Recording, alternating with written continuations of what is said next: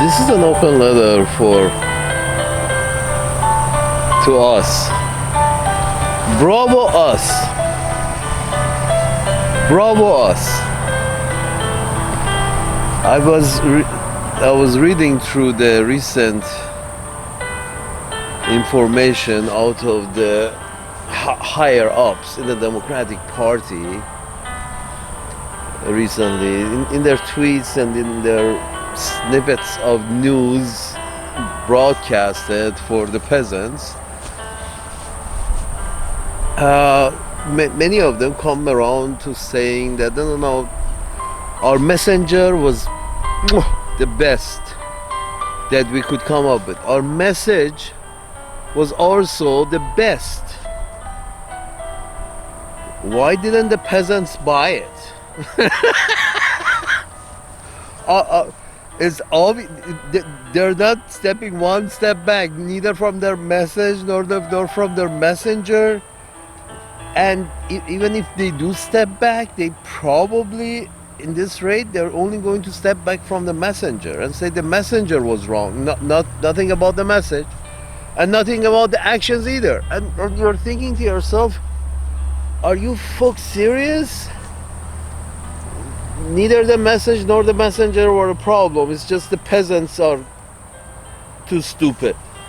Well, many people were trying to tell you that, dude, you're collecting money from them in the name of taxes, and then you print a lot more on top of that, and instead of using it to raise the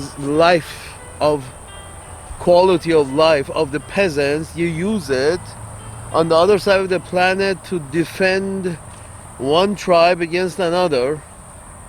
And you're wondering why the peasants are up in arms? Why they're seeing red?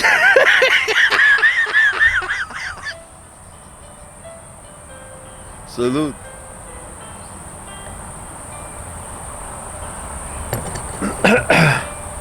The peasants are noticing. You see, here's the thing, folks.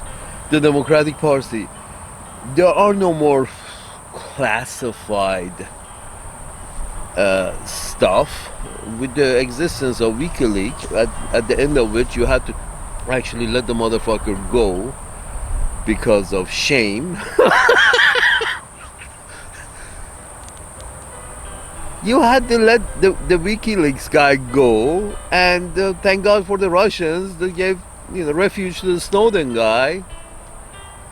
Folks, the age of we know better because we are in possession of a secret information is gone. That era is gone because in the neural nets on your planet,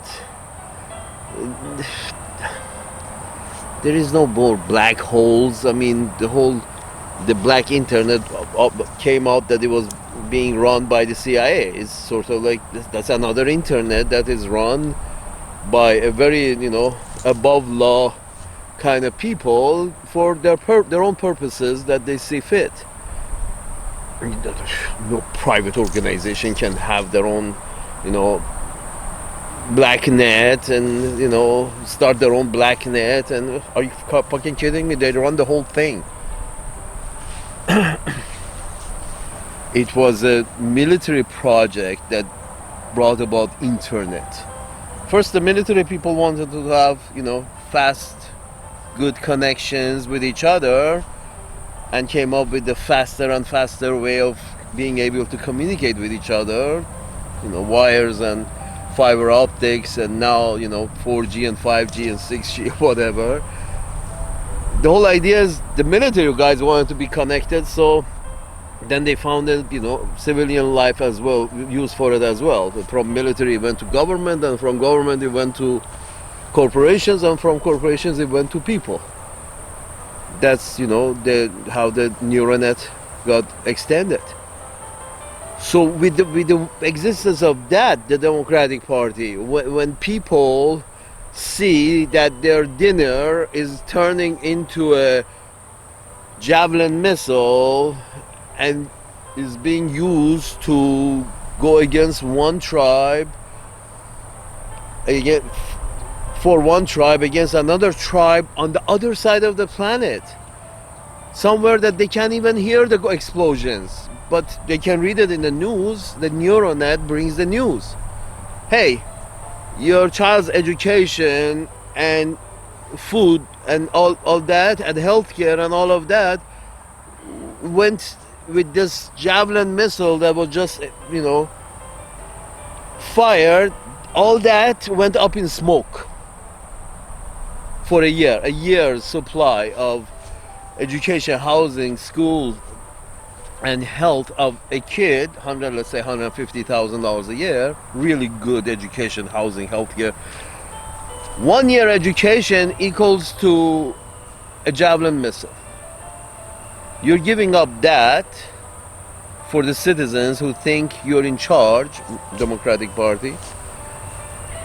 For the citizens who think you're in charge and you should be taking good care of them, or at least, not getting their way of taking care of themselves, but you're taking their money and you're printing a whole lot more and using it as a javelin missile to defend one cocksucker on that side of the planet against another cocksucker on the other side of the planet. Here's to the Sane Society. So my point is this. Are you kidding me? The problem is not that the peasants are wrong, because the problem is your message, the whole thing, the messenger, the message, everything, the whole thing is like, no, we want to lose. We had agreed that after this, we actually wanted to hand it to them, so therefore we lost. We planned to lose because we didn't change our message or messenger, or we didn't put a sane messenger with a good message up there. No, it was our time to lose, so we put a bad message and a bad messenger up there just because it was our turn to lose. You kind of think that this is prearranged. People are seeing their food is getting exploded on top of another part of this planet.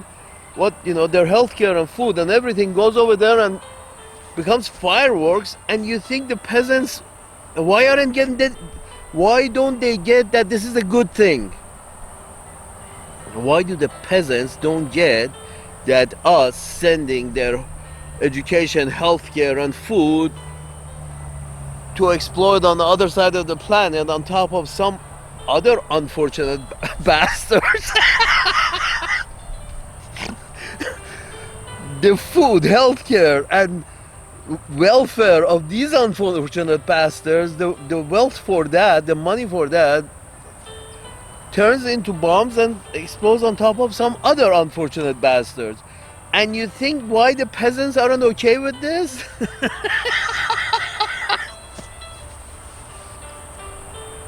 And sort of like, no, the message was right. They should have been okay with this. And then, and Kamala was the right person to sell it because she was from there. She was okay with bombing there. So we were okay with her because she was okay with this process. Kamala is, she's obviously from there. That part of the world where there are many brown people still left. She's from there, but she's obviously okay with, bombing the shit out of over there because she's been vice president for a very long time, for the whole full term, and she was okay with it. She didn't decide to say that, okay, no. If something bad happened, we go and we calm everybody down and have a soul-searching process. No, you didn't say that. You said, oh, Israel, they hit you. Oh, here's some bombs. Go hit them back. It's like, what happened to peace-seeking and conciliatory and let's all not get crazy kind of politician? What happened to some kind of sanity? We have an insane message, and a lady who's brown, but apparently is okay with killing brown people on the other side of the planet, especially if that killing means my, you know, sandwich is going to be more expensive. And she's okay with it. She has agreed that killing brown people is more important than me having a, you know, affordable sandwich to eat. She has agreed that that's more important and has agreed with it for 4 years. And as a brown person sitting on top, one of the people on top, next to the top, as a brown woman, she was okay with it, and we couldn't actually say, "Well, hey folks, this is racist. They're killing a bunch of brown people over there. This is clearly a racist act." We couldn't say that because they say, "Oh, you see, we have a brown lady." So it can't be racist. Well, if you're killing hundreds and thousands of them, and they're all brown, their commonalities, they're brown. It's they're native to the land of that which is called Arabian Peninsula. And people living in Arabian Peninsula for extended period of time, they become brown. I mean, over 10,000 years of evolution. It's generation after generation. It will take many generations, but eventually everybody will become brown. And you're telling us that no. Defense of Israel is more important than your fucking sandwich. You eat shit, we have to go defend Israel. And the news comes out that his dinner just turned and fractured the skull of a 6-year-old. His dinner was a bullet. The price of a bullet was his dinner. Now that bullet just, went through a skull of a 6-year-old in the brown land. And you're telling us why did the peasant wasn't okay with this message, and you think that because the message is fine, yes, your dinner has to turn into a bullet and pierce somebody's brains out so we can show people what we are made of. Are you kidding me? You're telling me that the peasant should be okay with his lunch turning into a bullet and piercing somebody up the ass in West Asia. The peasant should be okay with this and vote for it. This is what I'm saying, that maybe it was your time to throw the election. I don't know, is this prearranged? You think the peasants should be okay with this?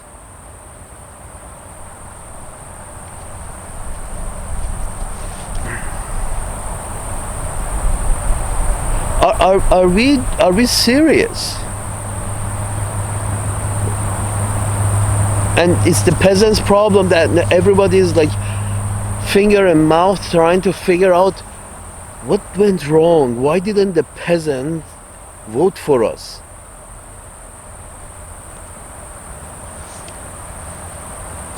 The peasants are hungry and sick of watching their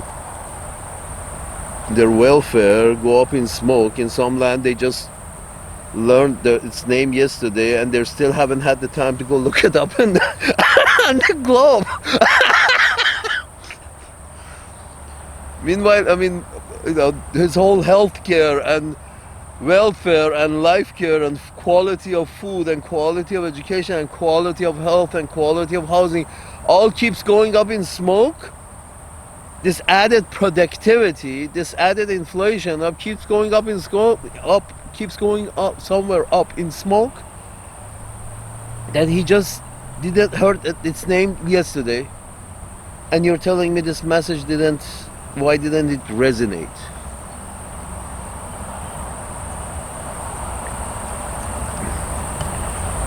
I'm sorry, if you're so rigid in your way. First of all, if this is pre-planned, thank you very much, nice production. If you guys, every once in a while change your parties and parties change position to keep the game interesting, like a football game. If you're looking at it like that, great. And it's just like football. For 4 years these guys try to drag the ball forward and they can't. and then those guys grabs the football and try to for 4 years to push it this. And the funny thing is, right in the middle is good, but the problem with these kind of elections is that the problem with these kinds of elections is that when one party, the party that gets in, suddenly thinks the problem with democracy and elections is that people just want to eat and have a fair life. They're not really ideologues, people, average folks. They just want to live and have a normal life. The rest of it is you folks. They don't put you in because suddenly they're in love with all your ideas. They put you in because they don't want to see their food killing people over there. They like their food where it is. They don't want to go hungry, so somebody can get killed over there. They see it's unfair. The peasants see this as unfair. What part of this message you guys have trouble getting?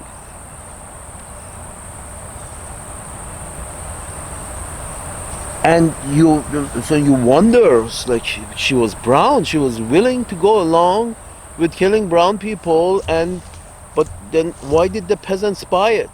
She gave killing brown people an air of respectability by just her presence near the top of the pink skin empire gave the pink skin empire the pink slip that they wanted in order to continue killing more brown people, because they can point to her and say, you see, she's with us, so that means it's not racist.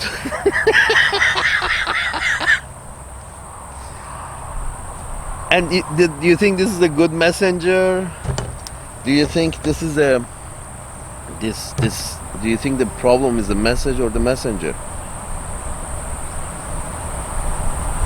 The problem is both the message and the messenger. The messenger who was willing to go along with seeing brown people, other brown people that are as brown as her, getting killed just because they're living in a wrong part of planet Earth currently.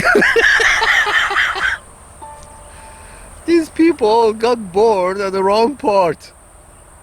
Born on the wrong part of planet Earth.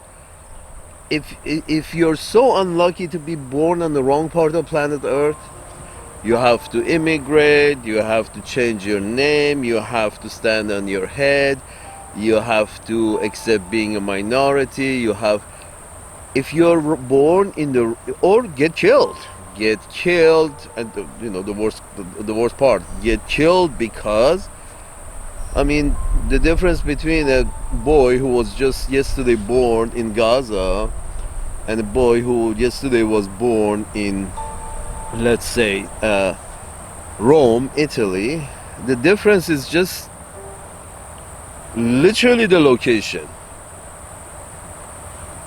It's sort of like, it's unfortunate you were born, it was the wrong part, so you died early.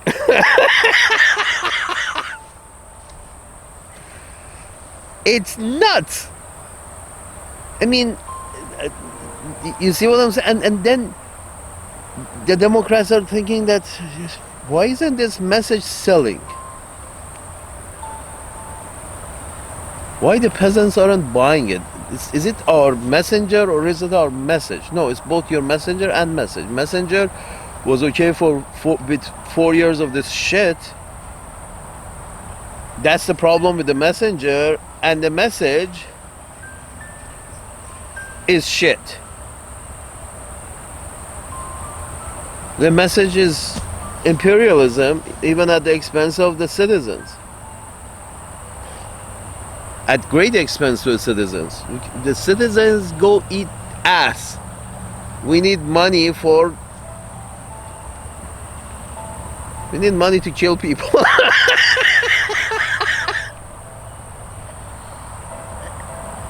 Killing people is expensive business.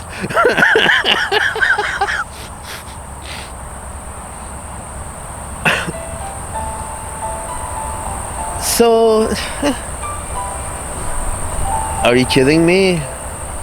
We have to do some soul searching. No, no, we don't need to do some soul searching. No, everything was good. It was the peasants were stupid.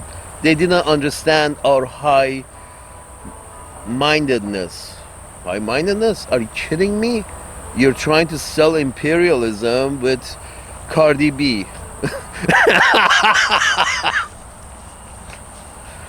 You're selling imperialism with a bunch of brown women.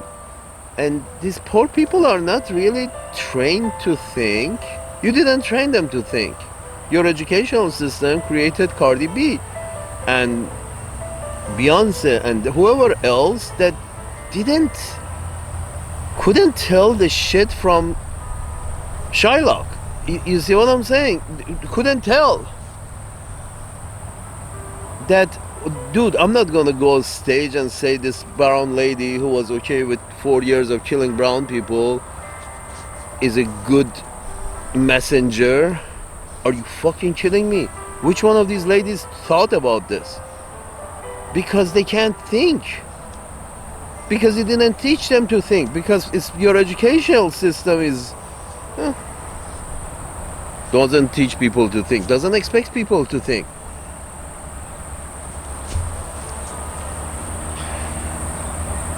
Doesn't expect people to think. I was sitting in this room and the guy said, yeah, that thing over there, that pipe over there, that passes through airport like that. Do you think? Now he's making a hypothetical. Do you think plastic explosives can be hidden in that metal pipe? And I'm like, and not be detected by something, by camera or X-ray or whatever. And I'm like, sure, why not? And he's like, how would you know? How would you know that the X-ray doesn't detect plastic explosives? And I'm like, I don't know.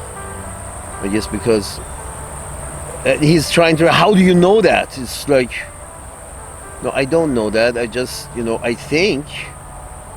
The guy doesn't expect you to think. I think I can put two and two together that it's called plastic explosives, so probably its density is very low. And if its density is lower than, steel pipe, that is part of a lot of backpacks.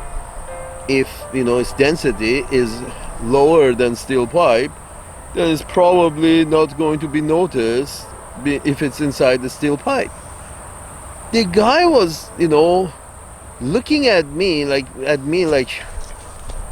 motherfucker, why do you know this? I'm like, I don't know this. I'm just, deducting, doing a little bit of deduction, and figure out that probably you can't tell because its density probably is lower. At which point he jumped at me and said, no, its density is higher. I'm like, oh, I don't have any argument with you. I never noticed it. I haven't seen any plastic explosive, but I'm not going to argue with you because I haven't seen it. But if you tell me its density is higher than steel, I guess it is. That's an anomaly. I should, that's very interesting. It's an anomaly. But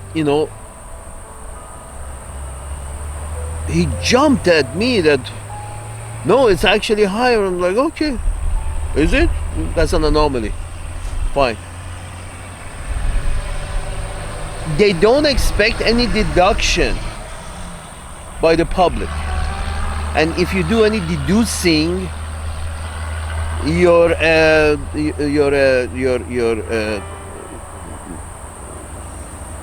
conspiracy theories. If you do any deduction, any deductive mental work, suddenly you're a conspiracy theorist. It's sort of like, no, what you don't understand, you have to eat the official version of things like a corn dog, the whole thing all the way through. No, you can't. You have to have Pink Floyd says, how can you have your meat, your dessert if you haven't had your, meat. Basically, you have to have this. This is the news. This is the right way of looking at things. And you can't have the pudding if you haven't had your meat. Are you fucking kidding me?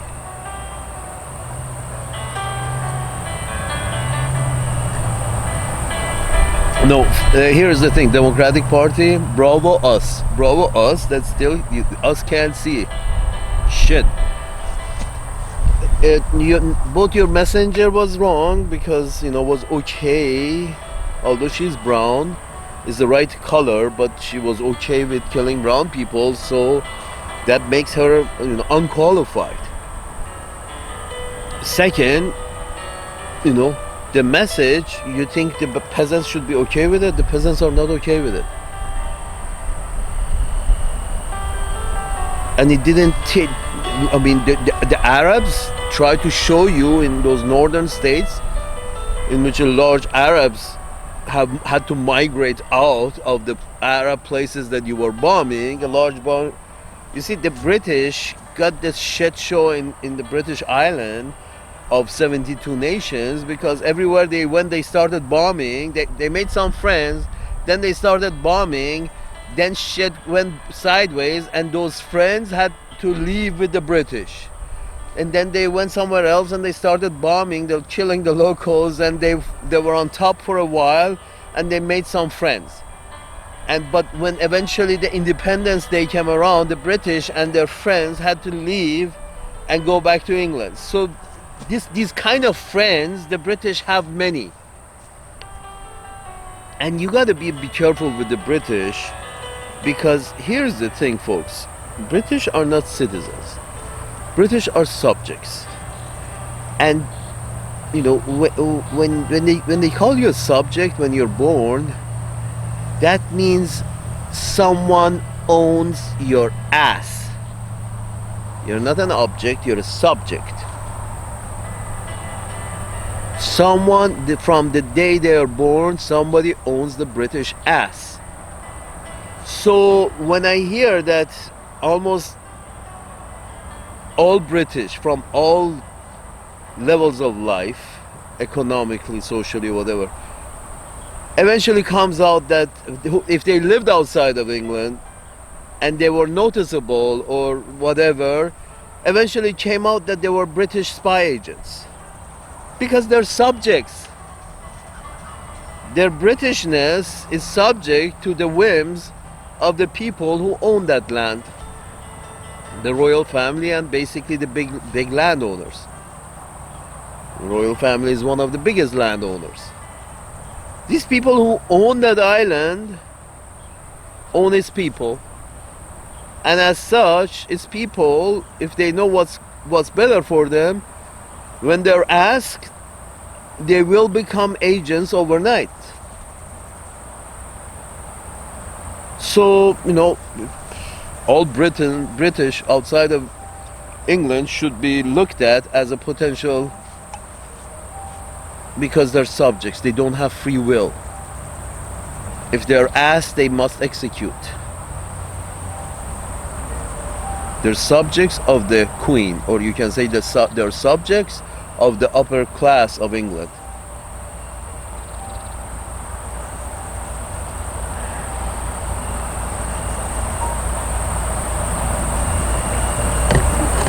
When the British come over, try to help one party against another, that means, where did this independence go? I'm sorry, you're back completely under the British rule. NPR rebroadcasts BBC. BBC International News, they don't broadcast what happened yesterday in London, but British International News, which is basically news from the perspective of the upper class of England, is rebroadcasted in the United States. British Broadcasting Corporation, which actually reflects the views of the upper class, the ruling class of England, They reflect each other. That's the news corporation that is responsible for preparing and spreading news in England. So, you know, if you work in our country, you answer to us. Who's us? The upper class of the British society. Those people who own England, run England. So their views have to is given to BBC. Their views meaning who's the bad guy, who's the good guy. To put it very simply, who's the bad guy, who's the good guy. That's news. You know, was the raper the bad guy, or was the rapee the bad guy? And news that is coming out of West Asia is just like that. It's sort of like, no. I can assure you this time, the raper was the good guy, and the rapee was the bad guy. That's how the news is coming out. You know, some brown people got shot yesterday. Sort of like, who does the shooting usually in Israel? What do you mean got killed by some shots yesterday? Thank God that they don't go as far as saying that some brown people fell over and couldn't get up. Yes, they weren't able to get up yesterday. My point is this, folks. The idea is that your message was wrong. Your messenger who was okay with this kind of nonsense was wrong. And you wonder, and you don't want to blame, and you just keep on to say, bravo us. We did a great job. Bravo Democratic Party. Bravo us. We did a great job. It could have not been done better. Even SNL was on our side. SNL is a bunch of young guys who are getting paid absurd amount of money, you know, for their talents, absurd amount of money to tell jokes, and eventually, you know, they can find themselves ways into more lucrative jobs in Hollywood. So they go with whatever their bosses tell them. Whatever, you know, whoever pays my check, I'm okay with sucking their dick. That's the basic idea. Many don't, many don't go as far, but that's the definition of paycheck. That I did something for this guy, and I got this paycheck. Sometimes, you know, it's giving a hand job. Sometimes it's, you know, doing some paperwork. But a paycheck is a paycheck. So the idea that people who are getting paychecks have to go along with the boss, and you know what is, you know, who's boss? The boss is, you know, friends to many rich people, many either influential rich people or rich influential people, or however you want to move back and forth those words. But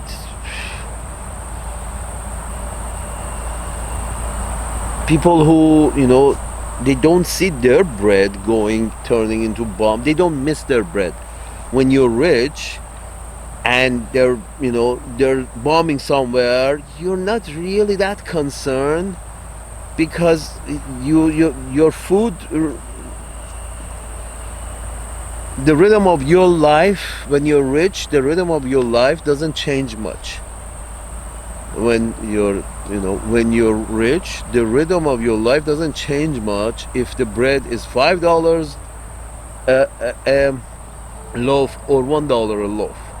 So the effects of war, until the war doesn't come home in the form of nuclear bombs, the rich are not affected. You see, the rhythm of their life doesn't change until, you know, that war over there comes in the form of a nuclear warhead on top of their head. And for that, the rich have decided that they will have enough time to move their ass to their bunker if that happens. So they're kind of trying to keep the rhythm of their life that they had outside the bunker. They would have the same rhythm of life inside the bunker. This is what, creatures on your planet like. That is, to keep their rhythm of life constant,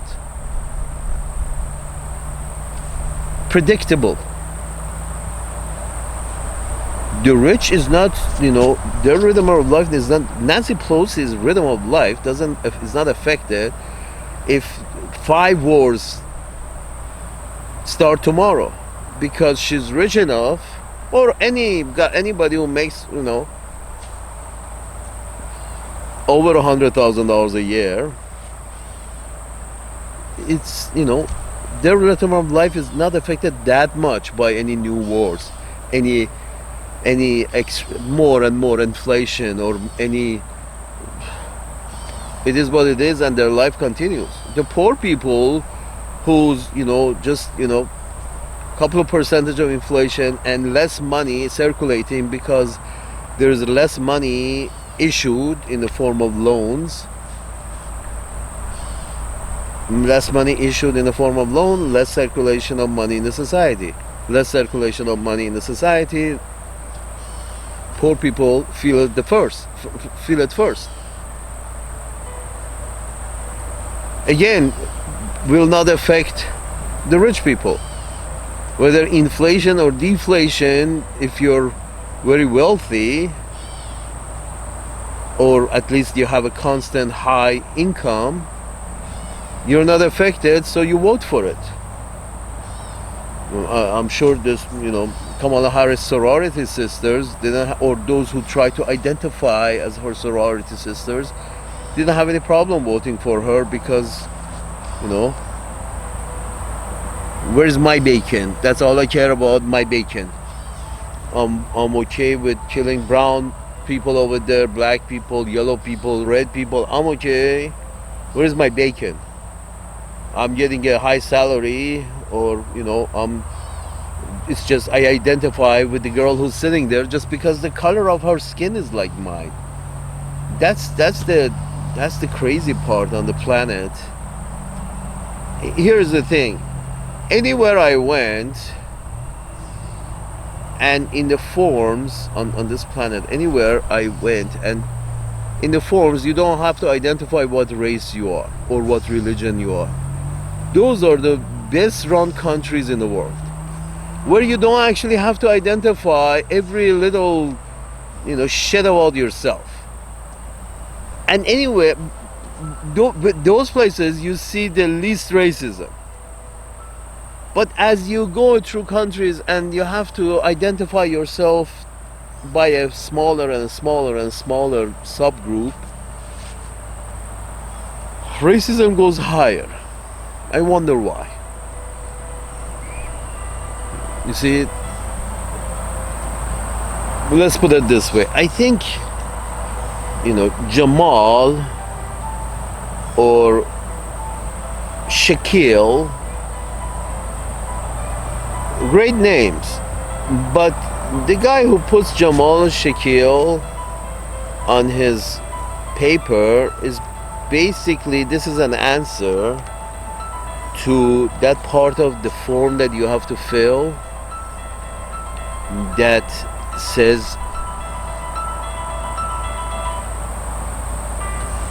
that part of form you have to fill that says, are you Asian, Hispanic, Caucasian, black, red, doesn't say red, Native American.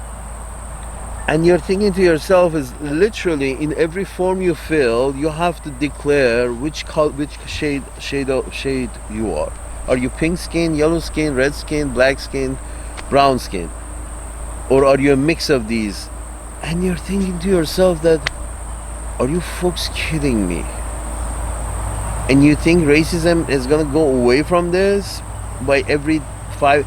The reason the guy names his boy Jamal is because already in every form he has to identify his boy as black. So he says, hey, if they're going to segregate us like this, and in every piece of paper they remind me that I am from a special group, I'm black, and my boy is black. If they already know this, okay, I don't have to name my boy John. I name my boy Jamal. You see what I'm saying? So, and I'm okay with difference in name, but understand difference in name is fine. But understand that this comes from there. This much separating people by shade of their skin, and then putting a brown skin in candidates for president because now we need a brown skin so we can sell another war on the brown skins. That's where that, becomes handy. That kind of separation of people by race, it becomes handy. So if we want to convince the white people to be okay with killing brown people, we find a white guy who's okay with killing brown people. And if we have to convince a bunch of brown people to be okay with us killing brown people, okay, we find a brown guy or a brown woman and put her as candidate, so the brown people would vote for the brown woman so we can carry out killing brown people. You see where I'm going with this? It's sort of like this color scheme.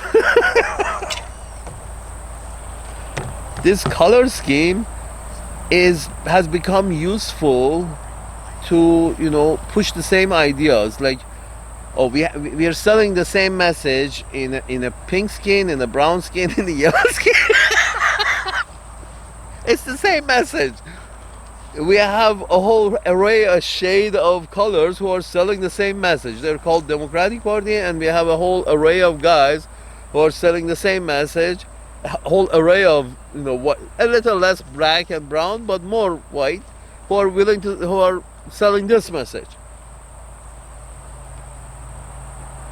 Which one do you want? They're all selling the same message. It's just different shades, but with different accents and different hairstyles. And you're thinking to yourself, oh, I'm sorry, direct democracy is much better than this shit show. And the problem with this representative democracy and these elections, I've noticed the problem is this: the guys who win the election suddenly think everybody has agreed with all their ideas. You understand that how exalting that is, to think that everybody has agreed with all your ideas.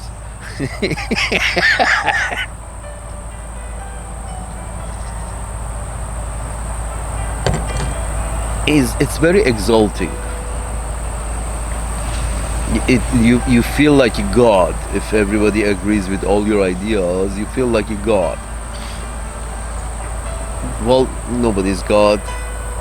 So this thing may go wrong, and the problem is these parties that win, every time they're going to even go farther to the right or farther to the left, because when they just want to get out of this hole that is their money going and making bombs and exploding somewhere else. They just want to get out of the hole.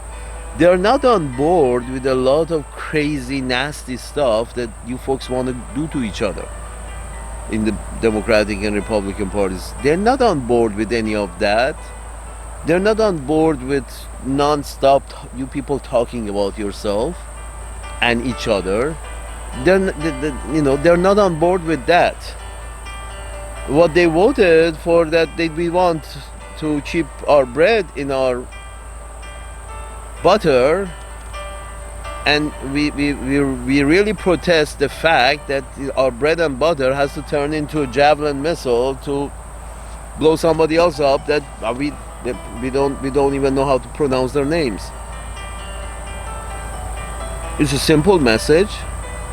Any cocksucker could have pulled off this message, who didn't matter. But you didn't want to give this message.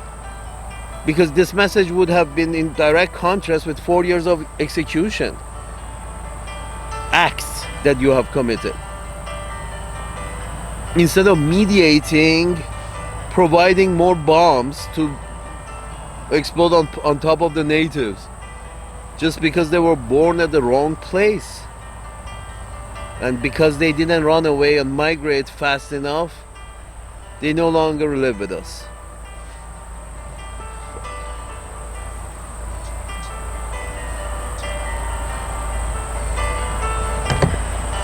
And we are okay with that. You want more bombs? Yes, please don't worry about it. It's gonna be on the plane tomorrow. It was the messenger, and it was her laughs, and maybe if we would have given more time to the messenger to explain this crazy, to try to explain this crazy message to the peasants. If only our queen had enough time to explain this brilliant message to the peasants, they would have bought it. She didn't have enough time. Well, the peasants, they're not that bright, but they can see, they can read the news, they can, And Bill Maher was saying, with all the audacity in the world, Bill Maher was stating the GDP per capita is $85,000 in these United States, and you're trying to tell, you're thinking to yourself, Bill Maher, how stupid do you think that these people are? $85,000 per capita? That would be great if everybody made $85,000 per capita. Are you kidding? Are you kidding me? The majority are making much 1/3 of that. The majority, half of that.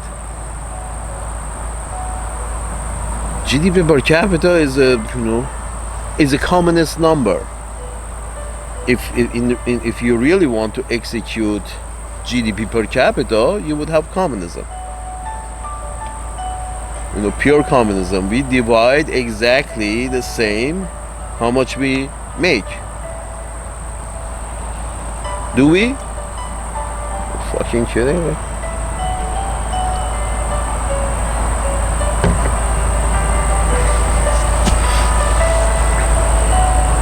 I mean, I'm sorry. If you don't have geniuses, maybe hire some geniuses, Democratic Party. Hire some frank geniuses and be accepting of a very simple answer that they're going to give you. You're having bad ideas. You have imperialist ideas, and you're erecting it with righteousness. Imperialist ideas are the base of your frame, your work. And the facade is humanity and human rights. Dude, you don't even value human lives. 40,000 of them 60,000 of them have died in Gaza, as per the news, that you no longer can control. Once upon a time, you could control the news. Now you can't control the news. The neural net on the planet doesn't allow for you to control all the news. So eventually we'll get through. The cables are connected. The waves are in motion. Information is everywhere. So now you have to adjust your acts based on the information that is available. If you see there are a lot of bloodshed somewhere and you're paying for it, if you don't follow that path, maybe you get more votes. If it's on media, if it's on media, on real media, if it's on the internet, and if it doesn't make sense, you pull yourself back and say, no, we don't agree with that, we're not going to support that, we're not going to pay for that, and we are going to mediate to solve that shit show. Both in Ukraine and in Ukraine is a fight between apparently the Europeans and the Russians, but it was instigated by the Americans. Ukraine is a fight over resources between the Europeans and Russians, but it was instigated by the Americans. Obviously, apparently. Sorry, did I say obviously? I meant apparently.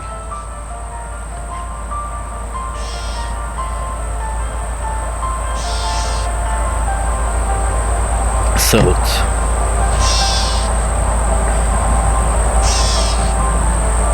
So my point is this: Democratic Party, or please just do the obvious. Hire a few geniuses to tell you that stop killing people and start feeding people. It's a very good idea. You can't hide the killings anymore on your planet. This is what I'm trying to say. So you have to do less killings, because you can no longer sell killings as a noble thing. You can't, because killing is dirty business. It's never noble. It's always about money. Killing is always about money, resources, money. Whatever. If they do it in the name of nations, or if they do it in the name of individuals, it's always about goods and services. It's all about wealth. It's all about I don't have enough, so I get some money and I kill people for this money. So I don't have enough. I get some money and I build this missile for money. Or I shoot this missile for money. If you pay me, I will sit here and I wait and I wait and I wait and I will shoot this missile whenever you tell me to shoot this missile, because I'm getting paid by you. I'm going to shoot that guy on the back of the head because I'm getting paid by you. This is what killing is all about. It's all about money. Either as a job or as a... However you look at it, killing is about money. You pay me, I kill. You don't pay me, I don't kill. And this is what's happened in Israel. And Uncle Sam's managers, Mrs. Harris being at the last person in the room. Well, the last person in the room couldn't explain some common sense to Joe. The last person in the room couldn't say, hey Joe, I know I'm brown, but I still do object with continuing killing brown people, so why don't we stop sending bombs to Israel? You know I'm brown, but in those white people in Ukraine getting killed, that's not a good idea either. Why don't we mediate instead of instigate? CIA has become an instigator, and the State Department has become an instigator. Everybody has become an instigator, and nobody has become a mediator. And when United Nations wants to mediate, Uncle Sam vetoes it. Uncle Sam's managers veto it. When United Nations wants to mediate, and 99 nations say bad, Uncle Sam says fuck you, good. Uncle Sam's managers, of course we love Uncle Sam. It's Uncle Sam's managers that keep pulling out the veto card. Veto, when you pull out the veto card in United Nations, it's like giving the middle finger to the other guy. When you pull a veto in United Nations, it's like you're giving a finger, your middle finger, to the rest of United Nations. So, how many times Uncle Sam's managers have pulled out their middle finger recently? How many times recently can you count that Uncle Sam's managers have pulled out the middle finger and vetoed any ideas from the rest of the nations?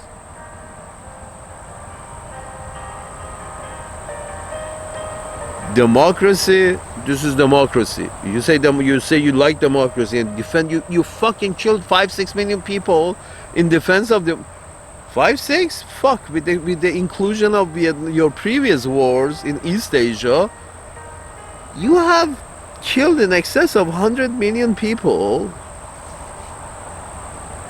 about there in defense of democracy. Can you find any more democratic institution than the United Nations? Nations send a representative to sit at the table with you. When you pull out the veto power in United Nations, that means you're giving the middle finger to the representative of every nation on this planet. Oh, with the exception of Nauru and Palau, Nauru and Palau. Apparently these two island nations made out of 50,000 people or like 30,000 people, and they're called nations because they're in the middle of nowhere.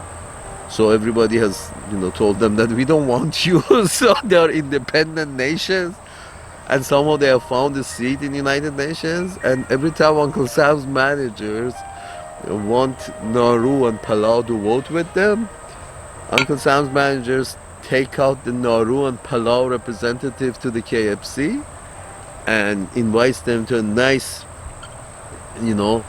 good Kentucky Fried Chicken lunch. And after lunch, that would be, their cue that they have to vote with Uncle Sam on the next vote. So Uncle Sam wouldn't look alone. So, and all it takes is just a Kentucky Fried Chicken lunch from Uncle Sam for Palau and Nauru representative. That's their bribe. Are you kidding me?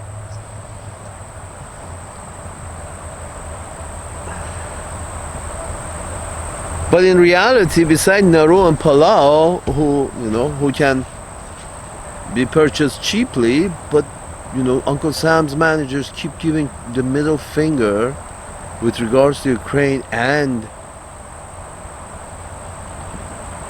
Taiwan and Israel. Every time Uncle Sam pulls out the middle finger and says, 190 times to all members of United Nations. And then John Bolton comes out and says, United Nations doesn't work. I hate United Nations. United Nations doesn't work. United Nations is not worth a spit.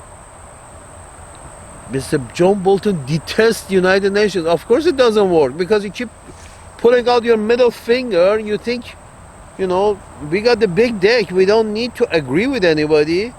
We got the veto power. We got the big dick. We got the veto power. We don't have to agree with anybody. Fuck you. Here's the middle finger to all of you motherfuckers. I'm sorry. The last guys who pulled the middle finger was the Germans, and you reprimand them on daily basis that why did these German fools pulled out the middle fingers in the League of Nations. Japanese, why did they pull the middle finger out? Now you're pulling out the middle finger. Both Democratic and Republican Party keeps pulling out the middle finger.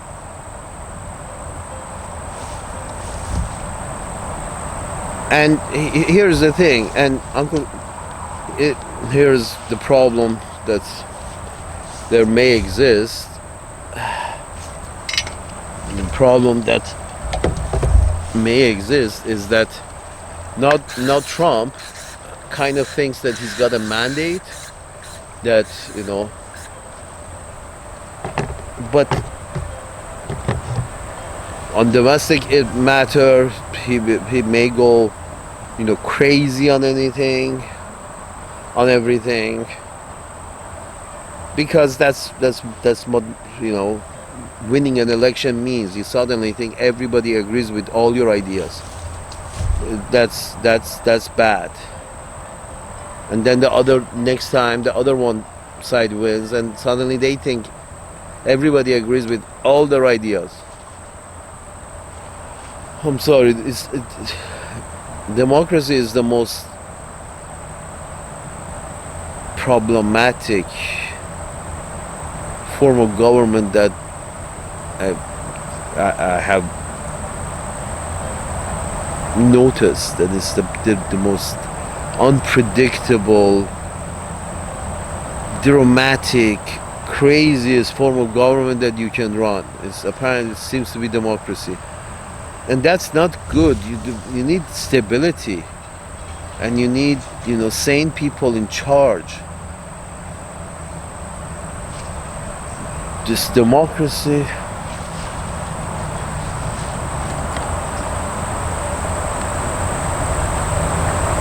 And Trump is the way he operates is he picks a bunch of managers, and this is a bad idea. If Mr. Musk is listening, this is a bad idea. Trump, what he does is he picks a bunch of managers, and then what he does is he pits them against each other, so he can get the best out of all of them, and and so they can compete for his benefit. So, and a lot of times he picks a manager that he knows is a really nasty pit bull, and so when he and his ideas stand next to the pit bull, the other side would feel comfortable shaking hands with Trump and just trying to not notice the pit bull. Basically, Trump is saying that I put these pit bulls in charge of this and in charge of that, in charge of that, but to scare people. But then I go and I become the good guy and make a deal. That's his kind of strategy. Sort of like bolster, and then make a deal. Bolster, and then make a deal. Send Bolton in to be a bad cop, so Trump, going and be a good guy, compromise just a little bit and get a good deal out of it. Send Bolton in to pull their nuts, and then I go in and release their nuts and get a good deal out of it. That's basically his strategy. But what you don't know, you don't know. If you surround yourself with a bunch of people that you're not that, you don't agree with them, you disagree with them, but you just want to use them as pit bulls. It hasn't worked with a lot of Trump's businesses. That's what I'm trying to say. With the Taj Mahal, what I read was the problem was, again, Trump put in a couple of his family members and some other people in charge, and basically try to run them against each other. I think it was in part of the deal. He in a book, Art of the Deal, yeah, he was very proud of the fact of pitting his managers against each other, even if one of those managers was his first wife, pitting her against other managers in his company to get the best out of all of them. He thinks that's kosher, but it's a very dramatic, inhumane way of dealing with things, and these managers eventually will quit and the whole thing will not work out. And you can't really run a business, and that's why Taj Mahal went out of business. You can't really run a good business if your managers are that much pitted against each other. I think that was the failure of the reason for failure of many Trump businesses, and his first presidency was most of the managers were pitted against each other 24/7. And Trump thinks he gets the best out of them if he pits them against each other all the time. It works with pit bulls. It works with pit bulls, but it doesn't work with humans, because pit bulls they can't quit. If they quit, you put a bullet in their head. With humans, humans can quit. That's why there's so many resigned and so many quit and so many were fired in the first Trump presidency, because people don't enjoy in that kind of a confrontational environment. Imagine Bannon and Kushner in the room. Oh, I would say from where they come from. And just by looking at them, you can tell that they wouldn't last 30 seconds with each other in the room.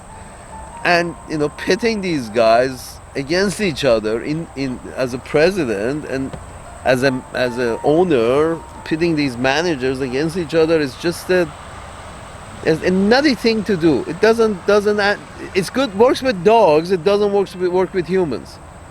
Because Bannon is not your dog, and Bannon is going to get up and leave and say, I quit. Quit.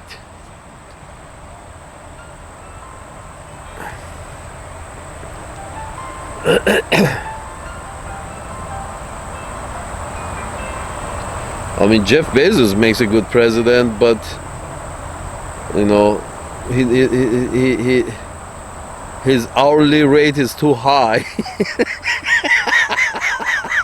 So he doesn't want to be president because his hourly rate is high. Anyway, my point is this. I hope Mr. Trump doesn't, go too bonkers, because people just want their bread back. They want their bread and bacon back, and they really don't enjoy seeing other people getting killed. They don't enjoy hearing about other people. And the answer is not, let's censor the news so they don't hear and see, or let's not, contort the news so they don't feel so bad about it. It's just a bad idea. Killing people over resource that average people will never see any of that resource, and that resource is going to be at the exclusive use of BlackRock and BlackRock investors. That kind of killing, people rather not see. They'd rather not happen. It's not about censorship. They rather killing doesn't happen. It's that very simple.